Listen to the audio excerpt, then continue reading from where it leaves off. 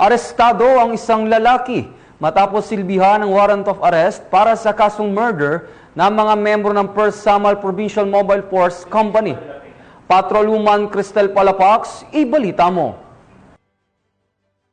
Arestado ng mga otoridad ang isang lalaking wanted person na may kasong murder matapos mahuli sa Barangay de Victoria, Oquendo District, Calbayog City. Bandang alas 11:50 ng gabi nang maresto ang akusado ng mga tauhan ng First Samar Provincial Mobile Force Company sa bisa ng warrant of arrest para sa kasong murder na walang inirekomendang piyansa. Dinala ang akusado sa Calbayog City Police Station para sa kaukulang dokumentasyon at tamang disposisyon. Ang matagumpay na pagkakaresto sa akusado ay patunay lamang na epektibo ang pagpapatupad ng pambansang pulisya sa kanilang sinumpaang tungkulin na maghatid ng serbisyo publiko para sa mas payapa, ligtas at maunlad na bagong Pilipinas.